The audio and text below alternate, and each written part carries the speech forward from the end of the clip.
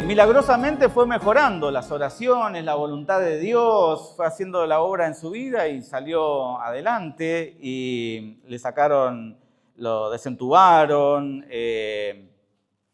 Y nuestra conversación posterior a ese tiempo dramático de su vida fue bastante particular porque él me decía, yo no debería estar hablando con vos, yo no debería estar en este lugar. Entonces, por la situación, aparte ya tenía problemas cardíacos, yo ya no tendría que estar acá. Entonces él se preguntaba, ¿qué quiere Dios de mí? ¿No? ¿Qué quiere Dios de mí? ¿Por qué me permitió seguir viviendo? ¿Para qué me dejó Dios en esta tierra? ¿Cuál es el propósito? Y estaba bien esa pregunta. ¿Qué había después de un milagro así? ¿Por qué Dios había recuperado su salud para insertarlo de nuevo a la vida, insertarlo de nuevo en su familia, insertarlo de nuevo en la iglesia? ¿Cuál era el propósito de que él quedara en esta tierra? Hubo un milagro en los evangelios que se relata en los 3 evangelios, los que son muy parecidos, que son Marcos, Mateo y Lucas. Los 3 lo cuentan, es decir, que es un relato muy importante, por lo tanto. En ese relato se cuenta acerca de la familia del apóstol Pedro, y él en esa familia uno de los integrantes de la familia recibe sanidad, y a partir de esa sanidad, de ese milagro, hubo una consecuencia y hubo una decisión de esa persona y de la familia para decir, después de esto, ¿por qué Dios hizo el milagro? ¿Por qué Dios dejó a esa persona con vida? ¿Qué es lo que viene después de un milagro así en una familia? Porque cuando Dios hace algo, no es solamente para intervenir y mejorar la calidad de vida de una persona. Hay algo más detrás, hay un propósito más. Mi mensaje de hoy va a hablar de eso, de ese propósito que hay detrás de los milagros que nuestras familias viven al creer en Dios. Mi mensaje se va a titular En tu familia y a través de tu familia. Vamos a leer el Evangelio de Lucas, capítulo 4, verso 38. Dice la palabra del Señor. Entonces Jesús se levantó y salió de la sinagoga y entró en casa de Simón. La suegra de Simón tenía una gran fiebre y le rogaron por ella. E inclinándose Jesús hacia ella, reprendió la fiebre y la gran fiebre, como dice Lucas, la dejó. Y levantándose ella al instante, les servía. El texto comienza con un detalle poderoso, ¿no? Jesús entra en la casa y esta entrada de Jesús en esta casa, en este hogar, nos muestra que el Señor no quiere quedarse en la vida pública nada más, ¿no? No quiere andar de la puerta para afuera, de las familias, de la puerta para afuera, de la vida de las personas. No quiere solamente la parte pública, quiere meterse en los hogares, quiere meterse en lo privado, quiere meterse en la dinámica familiar, quiere meterse en las relaciones, quiere meterse ahí donde están las alegrías de cada familia, ahí donde están los problemas de cada familia, ahí donde están las adversidades de cada familia, donde están los conflictos de cada familia. Él quiere meterse en nuestra casa, Él quiere meterse en nuestro hogar, donde están las enfermedades visibles o las enfermedades invisibles, las del alma, las de las emociones. No importa qué tan ordenada esté tu casa, ¿no? O no importa qué tan desordenada esté tu casa, no importa qué tan ordenada esté tu vida o qué tan desordenada esté tu vida, Dios quiere entrar ahí. A veces nosotros no nos gustan las visitas así inesperadas, ¿verdad? Esas que llegan ahí a casa, golpean la mano y nosotros dijimos, uy, no, mi casa es un caos, decimos, ¿no? Tenemos todo, el perro estuvo ahí, el gato estuvo ahí, todavía no lavamos los platos del almuerzo, recién nos levantamos y llega alguien, ¿no? De manera inesperada y nos golpea la mano y nosotros miramos por la cortinita nomás y decimos, chicos, no hagan ruido, que no se note que está acá, ¿no? Porque cuando no tenemos la casa en condiciones, quizás nos avergonzamos un poco de qué van a decir los demás. Bueno, a Dios, al Señor, no le interesó cómo estaba la casa de la suegra de Pedro. Tampoco le interesa cómo está tu casa. Tampoco le interesa si es grande o es chica, si está toda amoblada, si tiene gas natural o tiene garrafa, si tenés no sé, calefacción central o tenés una estufa de cuarzo para pasar este invierno. No le interesa nada de eso al Señor. Si entrando le vas a convidar un mate o entrando le vas a hacer un café de colombiano, ¿no? De nivel, un café indio, no sé, de algún lugar recóndito del mundo, no le interesa el qué le vas a ofrecer. Él lo que quiere es entrar a tu casa, como símbolo de entrar a nuestra vida también, ¿no? Porque quien entra a nuestra casa, el día que nosotros decidimos dejar entrar a alguien a nuestra casa, nosotros también decidimos dejarlo entrar en nuestra vida, ¿verdad? Dejarlo entrar en nuestro corazón. Nosotros tenemos un montón de amigos, así de ese amigo que uno le dice amigo, ¿no? ¿Qué haces amigo? Como, no con la profundidad de la palabra, ¿no? Cuando realmente se transforma en amigo de verdad, es cuando le abrimos la puerta de nuestra casa, ve las precariedades o las bondades de nuestra casa, las comodidades o las incomodidades de nuestra casa, pero ya ahí no estamos cuidando nosotros, no estamos cuidando los detalles, ya en nuestro amigo nosotros le hemos abierto nuestro corazón.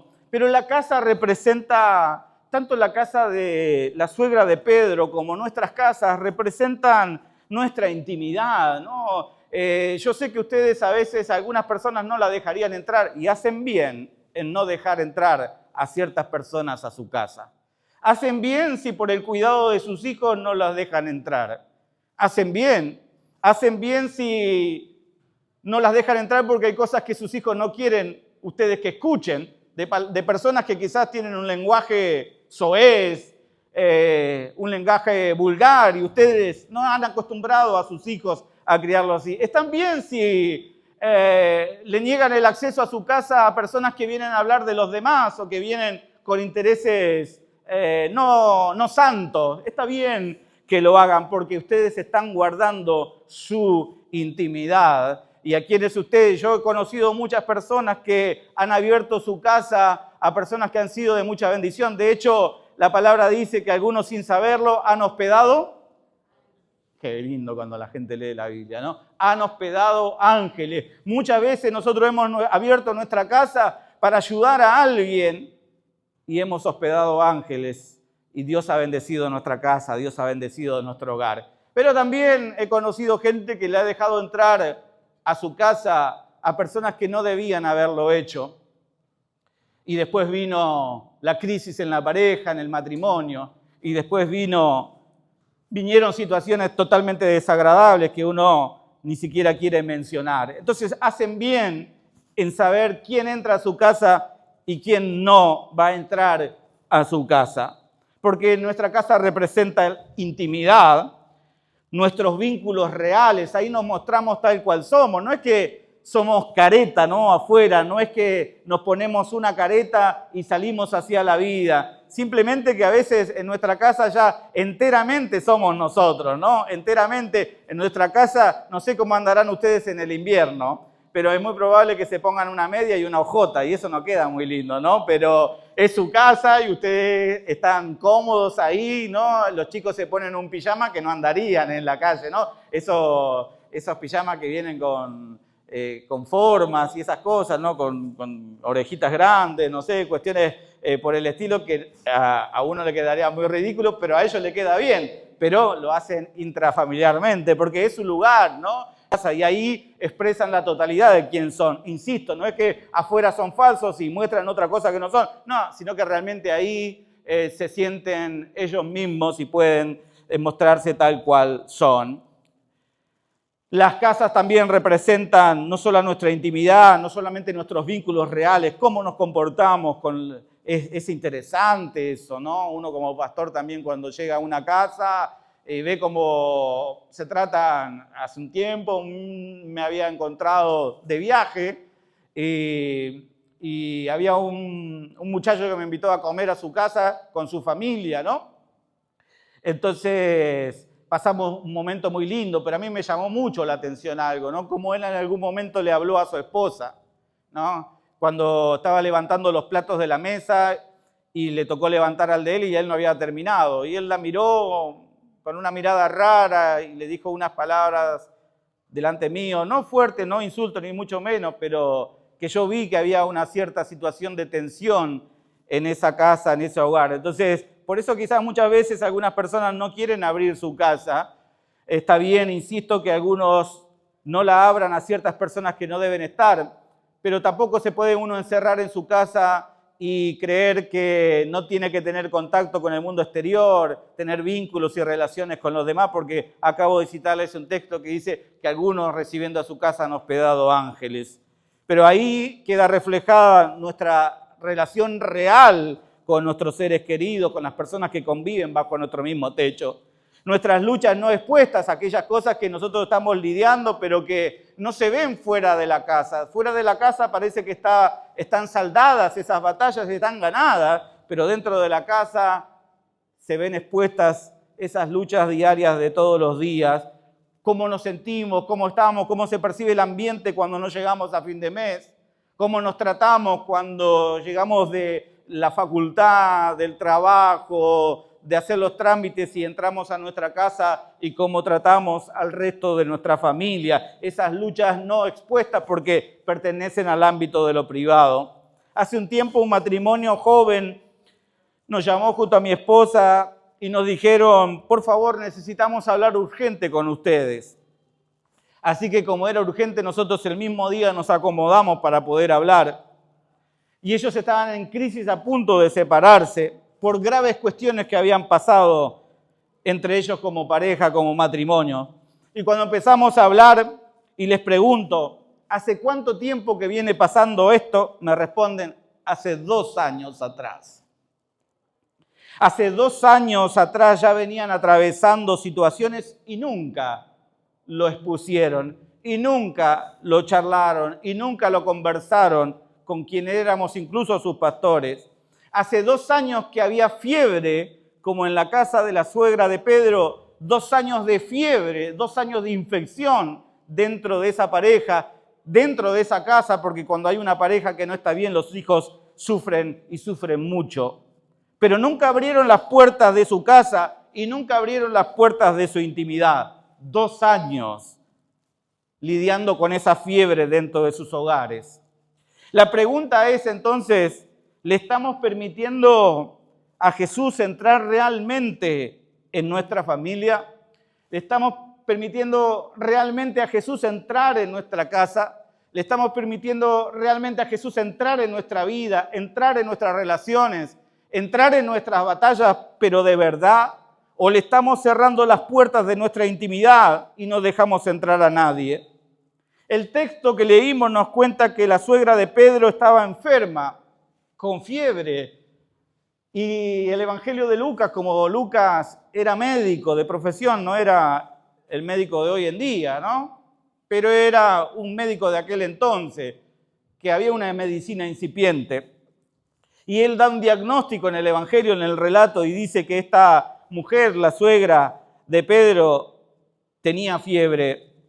Pero nosotros sabemos que la fiebre es un síntoma externo de algo que está ocurriendo a nivel interno. Hay una infección en algún lugar del cuerpo que provoca esa fiebre que hay que controlar. Hoy nosotros más o menos tenemos cosas como controlar una fiebre, ¿no? Cuando nuestros hijos pequeños tienen fiebre, le damos ibuprofeno al 2%, al 4%. Cuando nosotros nos levantamos fiebre y ya no la podemos controlar, o bañamos a nuestras criaturas, o nos bañamos nosotros y de alguna manera bajamos esa fiebre. Pero siempre la fiebre expresa otra cuestión.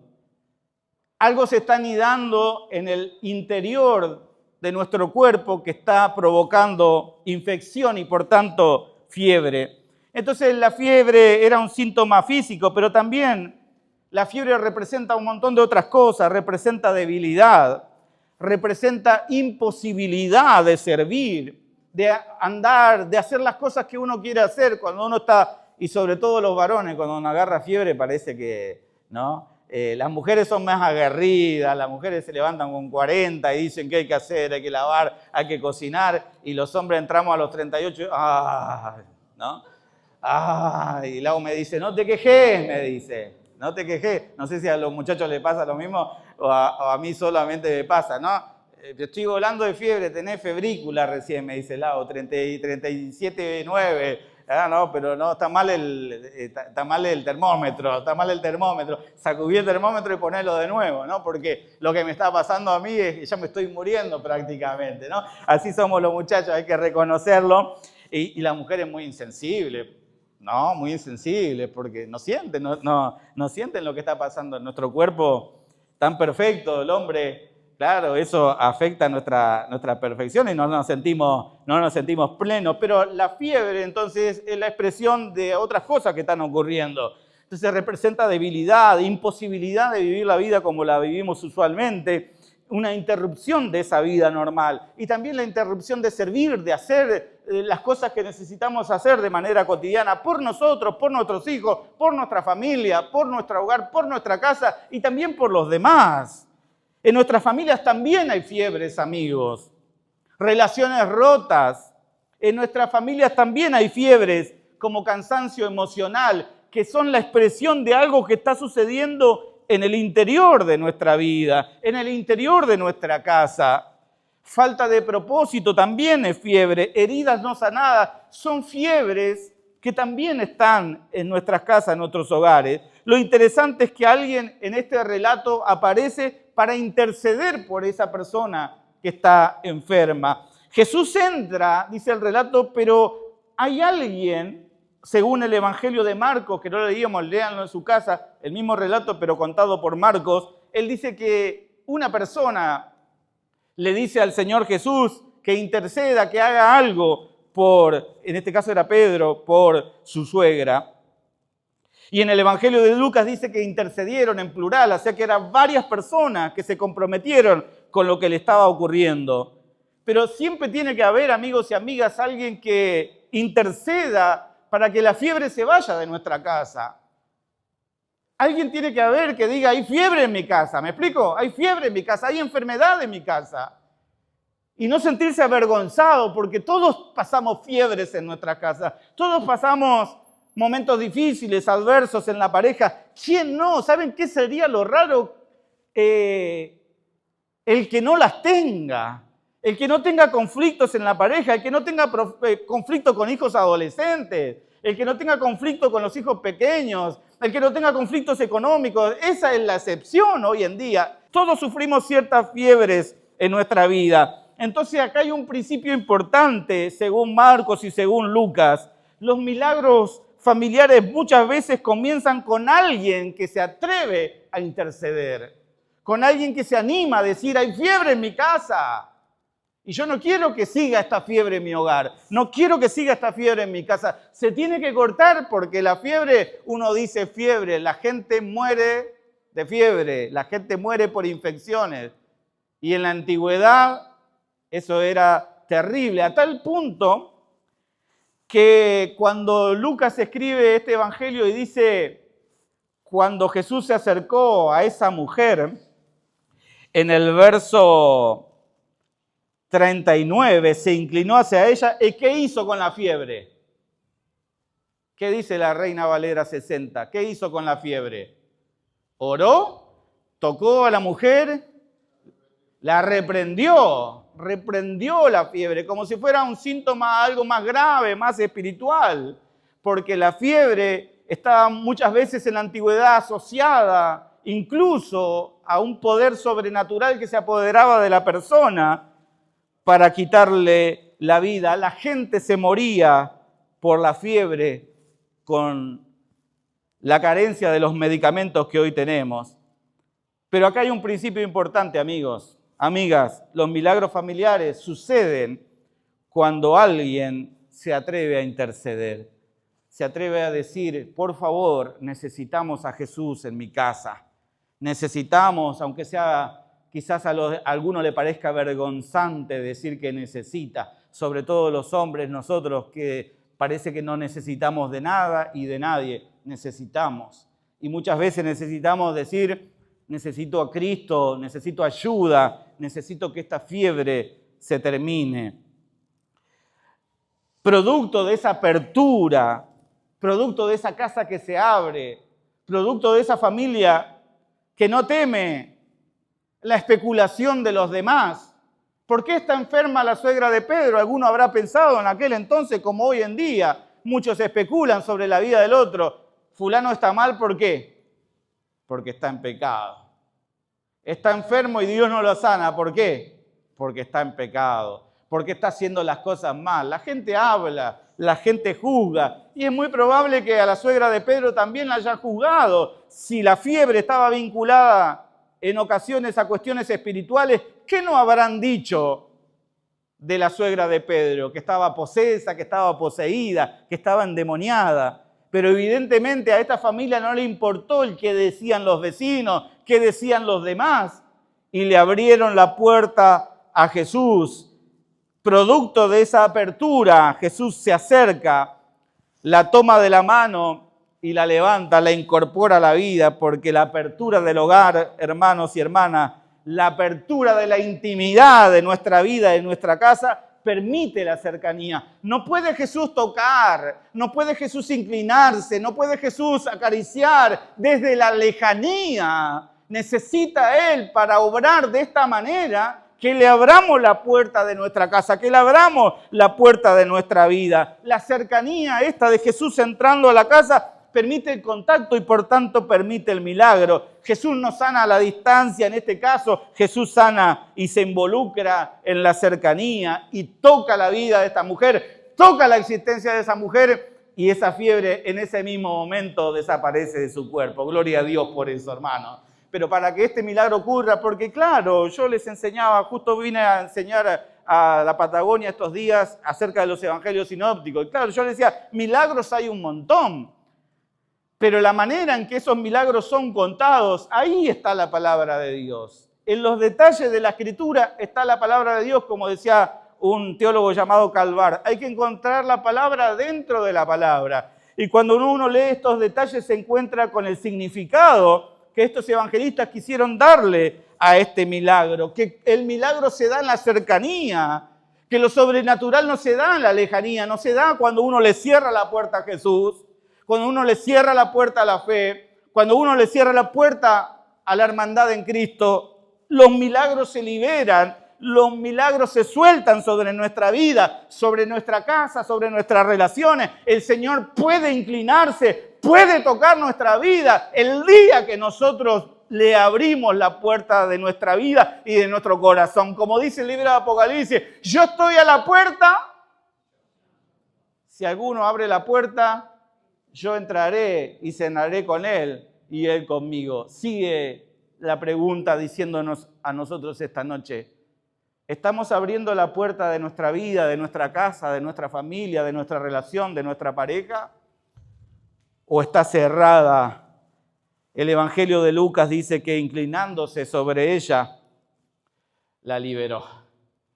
No se puede uno inclinar, no se puede uno acercar de la puerta para afuera. Necesita entrar. El Señor necesita entrar a tu vida, a lo más profundo, a lo más reservado, a lo más íntimo, a donde no llegó nadie, a donde no le permitiste siquiera a la persona que duerme con vos todas las noches abrirle tu corazón. Ni siquiera a esa persona le contaste aquellas cosas que todavía están dando vuelta en tu mente y en tu corazón. Entonces Él necesita entrar a ese lugar. Él necesita la llave de esa intimidad en tu vida y en tu corazón.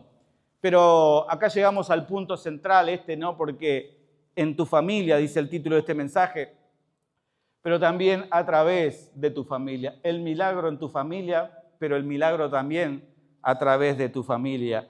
Este es el punto central en estos minutos de mi mensaje. Dice el texto que inmediatamente se levantó y ¿qué hacía? Le servía. Entonces, ¿recuerdan al comienzo el testimonio que les conté de ese hombre que fue sanado después de haber estado intubado, después de ese paro cardíaco? Y tuvimos esa conversación y él dijo, ¿para qué Dios me dejó en esta tierra? ¿Para qué me sanó? ¿Para qué hizo el milagro en mi vida? Y la conclusión de esa charla fue, el Señor todavía tiene un propósito con vos en esta tierra y seguramente algo quiere hacer a través de tu vida. Entonces, el milagro no termina en la sanidad, el milagro termina en el servicio. La suegra de Pedro no fue sanada para quedarse en la cama. disfrutando del milagro y diciendo, ahora me siento bien, ahora voy a poder dormir tranquila, ahora voy a poder dormir de corrido, ahora voy a poder hacer las cosas de mi casa y disfrutar de mi nueva vida. Fue restaurada para volver a ese propósito que Dios tenía con ella, como tiene con cada uno de nosotros, y dice el apóstol que antes de la fundación del mundo nosotros fuimos elegidos con un propósito. Entonces ese propósito siempre existió sobre nuestra vida, siempre estuvo sobre nuestra vida. Porque a veces nos enseñan y nos dicen, Dios quiere decirte que tiene un propósito. Obviamente que tiene un propósito con nuestra vida. Antes de la fundación del mundo tiene un propósito con nuestra vida. Antes de que naciéramos, antes de que estuviéramos en el vientre de nuestra madre, ya Dios tenía un propósito con nuestra vida. Lo que hay que hacer es encontrar ese propósito. Y yo creo que el propósito, amigos y amigas, nos muestra esta mujer. Y nos dice, dándose cuenta ella de que ¿por qué Jesús me sanó? Inmediatamente ella, después de ser sanada, le sirvió. Y déjame decirte entonces a vos, a usted, y recordarme a mí, que si Dios hizo algo por nosotros, es para que le sirvamos a Él. No hay otra cosa. Entonces, si te sanó Él, fue con una causa, con un sentido, con un propósito. Dios no hace algo en tu familia para bien, solo para que ahora te sientas cómodo. Digas, qué bueno, ahora mi matrimonio es mejor que antes. Qué bueno, ahora me llevo bien con mis hijos. Antes nos peleábamos, antes volaban un montón de cosas acá en la casa, pero ahora, pastor, estamos re bien. Bueno, y ahora entonces ese re bien, ¿qué hay detrás de ese re bien? ¿Qué hay detrás de esas cosas buenas que te sucedieron? ¿Qué hay detrás de esos milagros que viviste? ¿Qué hay detrás de esas fiebres que hoy ya no están? Ya no te podés quejar de esas fiebres porque esas fiebres se fueron de vos, se fueron de tu cuerpo, se fueron de tu corazón, se fueron de tu mente, se fueron de tu matrimonio, de tu pareja, se fueron de tu familia, se fueron de tus hijos, se fueron de tus sueños, se fueron. Entonces, ¿qué hay detrás? ¿Hay comodidad detrás? ¡Ay, qué bueno! La vida me sonríe. No, hay un sentido detrás de ese cambio y de ese milagro. Dios no hace milagros en tu familia solo para tu comodidad. Dios las hace para que le sirvas.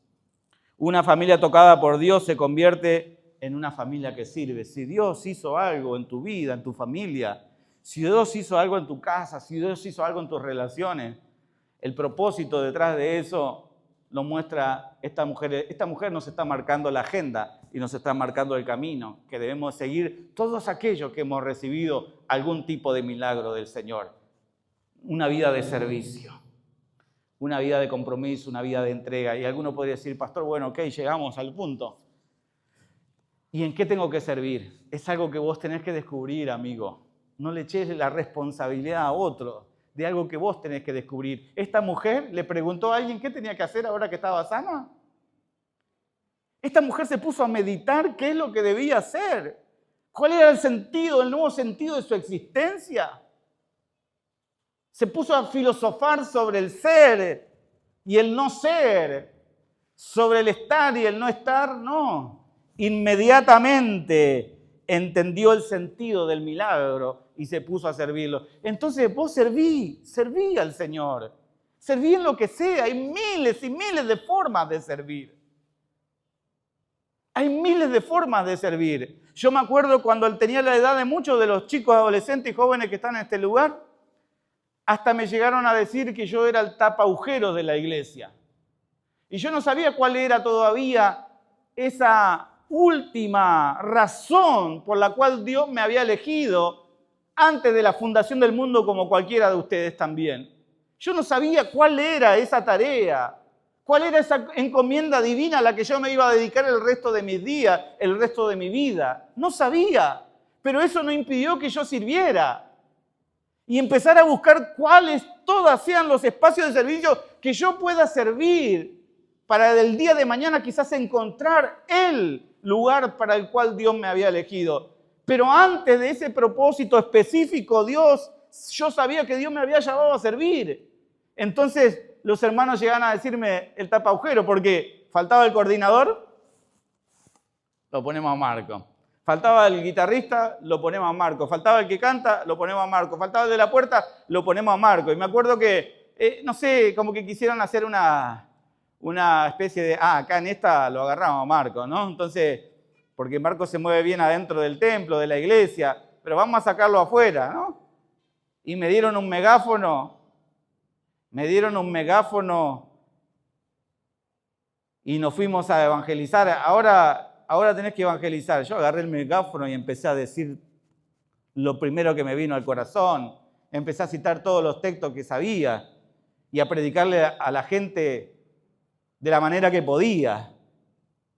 Porque mi razón de ser, al conocer a Jesús y al recibir lo que Él me había dado, era el servicio. Y el servicio puede tomar las formas que sea en tu vida. Todo lo que pueda ser un servicio para Dios en tu vida, hacelo, porque ese es el propósito por el cual Dios te salvó.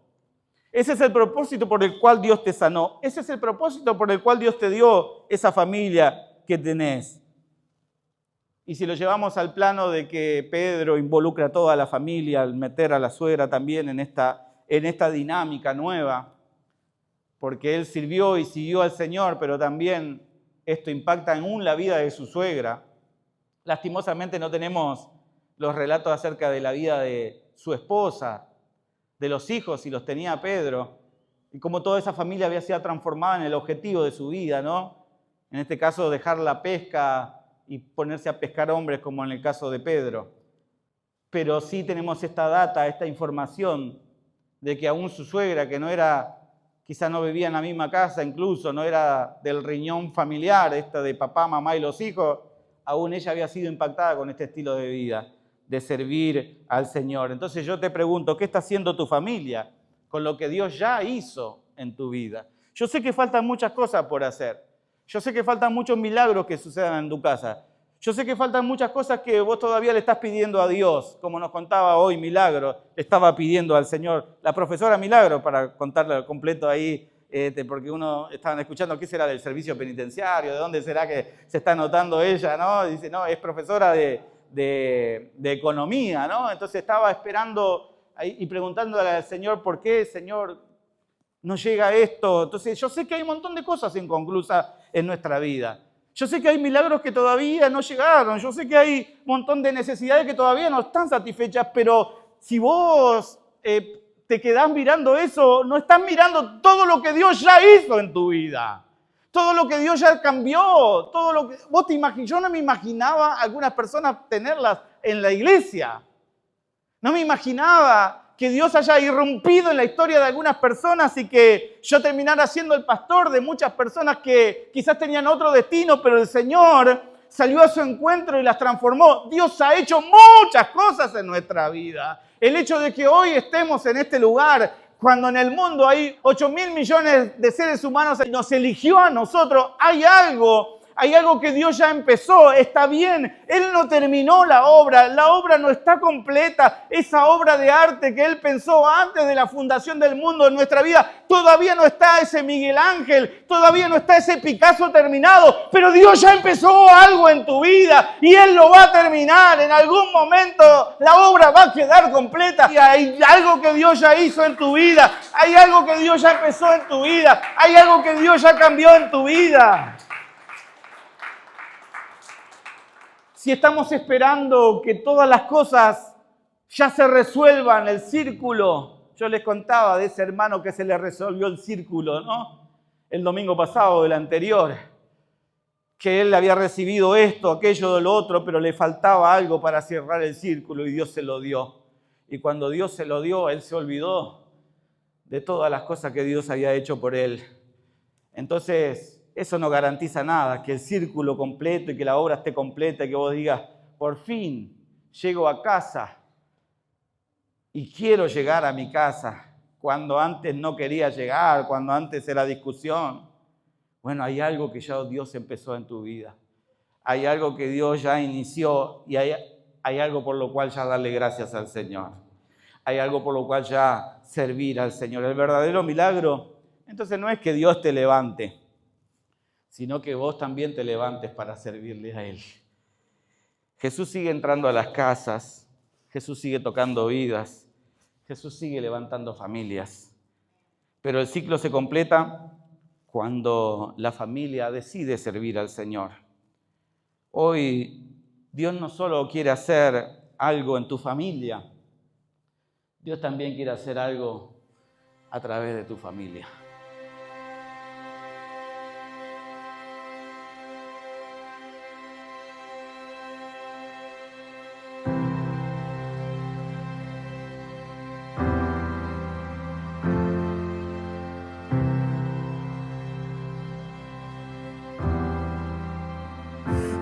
Recordaré aquella cruz donde sangró y murió Jesús, heridas que por mí sufrió, crucificado